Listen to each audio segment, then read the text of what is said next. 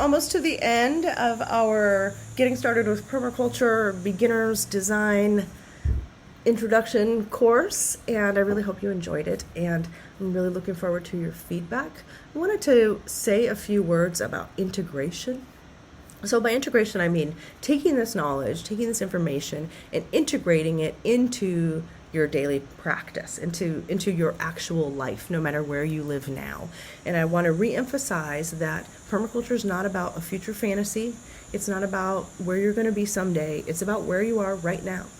And it's really important to continue to move forward with it as a daily practice, even if you don't feel like you're doing it right, or you don't feel like you're getting it perfect, or you don't feel like you're in an ideal situation.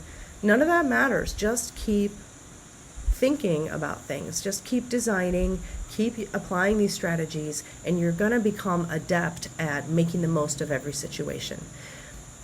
So this is what I mean by integration. And the other thing I wanted to mention here is that if you got to this video the first day that you signed up for this class, then I really want you to go back, set some reminders on your phone, and revisit each of these classes once a week for 6 weeks, or once a day for 6 days, whatever works for you, once a month for 6 months. But don't bang through this stuff and then be like, okay, cool, I did that. Do the homework. Take some time to let the information sift, explore the recommended resources, interact in the forums. This is how this knowledge is going to integrate with you.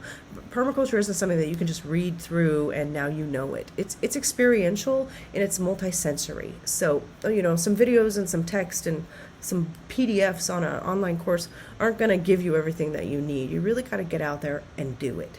And interact with other people who are also trying to do it. So I look forward to seeing you in the forums, and thank you so much for participating.